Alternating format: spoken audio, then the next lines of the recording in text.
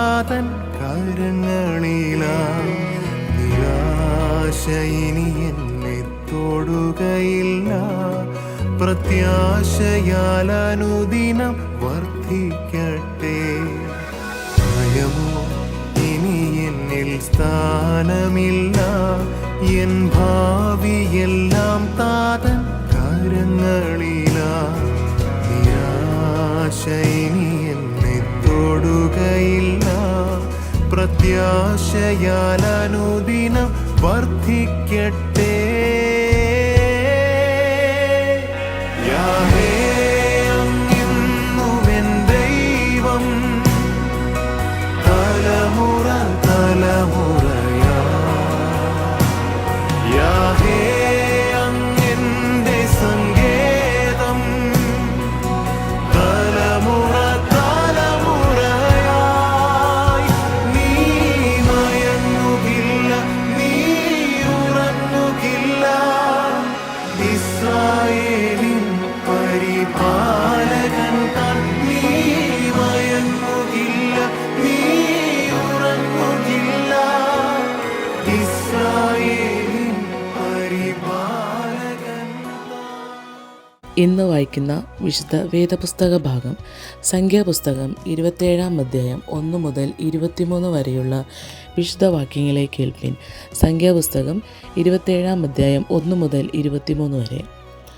അനന്തരം യോസേഫിൻ്റെ മകനായ മനീഷയുടെ കുടുംബങ്ങളിൽ മനീഷയുടെ മകനായ മഹീരിൻ്റെ മകനായ ഗിലെയാദിൻ്റെ മകനായ ഹേഫേരിൻ്റെ മകനായ സെലോഫഹദിൻ്റെ പുത്രന്മാർ അടുത്തു വന്നു.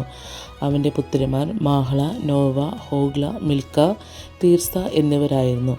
അവർ സമാഗമന കൂടാരത്തിൻ്റെ വാതിക്കൽ മോശയുടെയും ഏലിയാസർ പുരോഹിതൻ്റെയും പ്രഭുക്കന്മാരുടെയും സർവ്വസഭയുടെയും മുമ്പാകെ നിന്ന് പറഞ്ഞത് എന്തെന്നാൽ, ഞങ്ങളുടെ അപ്പൻ മരുഭൂമിയിൽ വെച്ച് മരിച്ചുപോയി. എന്നാൽ അവൻ യഹോവയ്ക്ക് വിരോധമായി കോരോഹിനോട് കൂടിയവരുടെ കൂട്ടത്തിൽ ചേർന്നിരുന്നില്ല. അവൻ സ്വന്തം പാപത്താൽ അത്രയും മരിച്ചത്. അവന് പുത്രന്മാർ ഉണ്ടായിരുന്നതുമില്ല. ഞങ്ങളുടെ അപ്പന് മകനില്ലായതുകൊണ്ട് അവൻ്റെ പേർ കുടുംബത്തിൽ നിന്ന് ഇല്ലാതെയാകുന്നത് എന്ത്? അപ്പൻ്റെ സഹോദരന്മാരുടെ ഇടയിൽ ഞങ്ങൾക്ക് ഒരു അവകാശം തരയണം. മോശ അവരുടെ കാര്യം യഹോവയുടെ മുമ്പാകെ വെച്ചു. യഹോവ മോശയോട് അരുളി ചെയ്തത്, സെലോഫഹദിൻ്റെ പുത്രിമാർ പറയുന്നത് ശരി തന്നെ. അവരുടെ അപ്പൻ്റെ സഹോദരന്മാരുടെ ഇടയിൽ അവർക്ക് ഒരു അവകാശം കൊടുക്കണം. അവരുടെ അപ്പൻ്റെ അവകാശം അവർക്ക് കൊടുക്കണം. നീ ഇസ്രായേൽ മക്കളോട് പറയേണ്ടത് എന്തെന്നാൽ, ഒരുത്തൻ മകനില്ലാതെ മരിച്ചാൽ അവൻ്റെ അവകാശം അവൻ്റെ മകൾക്ക് കൊടുക്കണം. അവന് മകളില്ലാതിരുന്നാൽ അവൻ്റെ അവകാശം അവൻ്റെ സഹോദരന്മാർക്ക് കൊടുക്കണം. അവന് സഹോദരന്മാർ ഇല്ലാതിരുന്നാൽ അവൻ്റെ അവകാശം അവൻ്റെ അപ്പൻ്റെ സഹോദരന്മാർക്ക് കൊടുക്കണം. അവൻ്റെ അപ്പന് സഹോദരന്മാർ ഇല്ലാതിരുന്നാൽ നിങ്ങൾ അവൻ്റെ കുടുംബത്തിൽ അവൻ്റെ അടുത്ത ചാർച്ചക്കാരന് അവൻ്റെ അവകാശം കൊടുക്കണം. അവർ അത് കൈവശമാക്കണം. ഇത് യഹോവ മോശയോട് കൽപ്പിച്ചതുപോലെ ഇസ്രായേൽ മക്കൾക്ക് ന്യായപ്രമാണം ആയിരിക്കണം. അനന്തരം യഹോവ മോശയോട് കൽപ്പിച്ചത്, നീ അബിരാം മലയിൽ കയറി ഞാൻ ഇസ്രായേൽ മക്കൾക്ക് കൊടുത്തിരിക്കുന്ന ദേശം നോക്കുക.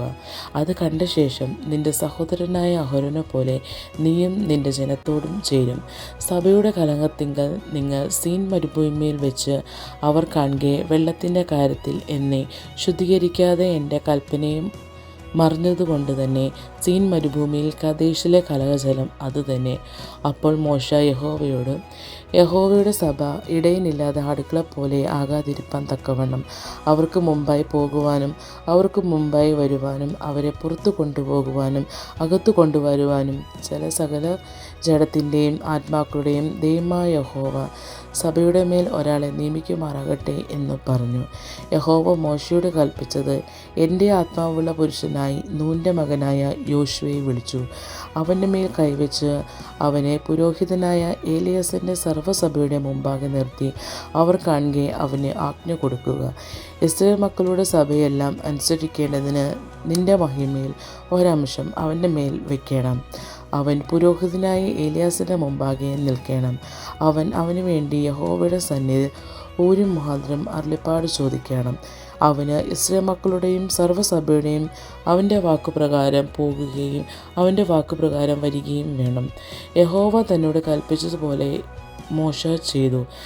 അവൻ യോശുവയെ വിളിച്ചു പുരോഹിതനായ ഏലിയാസറിൻ്റെ സർവ്വസഭയുടെ മുമ്പാകെ നിർത്തി അവൻ്റെ മേൽ കൈവച്ച് യഹോവ മോശെ മുഖാന്തരം കൽപ്പിച്ചതുപോലെ തന്നെ അവന് ആജ്ഞ കൊടുത്തു. ഇവിടെ നിശ്ചയിക്കപ്പെട്ട വിശുദ്ധ വേദഭാഗം വായിച്ചു തീരുന്നു. മരണഭയം എല്ലാം മാറിടട്ടെ, ശത്രുഭീതിയെല്ലാം നീങ്ങിടട്ടെ. മരണഭയം എല്ലാം മാറിടട്ടെ, ശത്രുഭീതിയെല്ലാം നീങ്ങിടട്ടെ. മരണത്തെ ജയിച്ചവൻ, ശത്രുവെ തകർത്തവൻ, സകലത്തിനും മീതെ ഉന്നതനാം. മരണത്തെ ജയിച്ചവൻ, ശത്രുവെ തകർത്തവൻ, സകലത്തിനും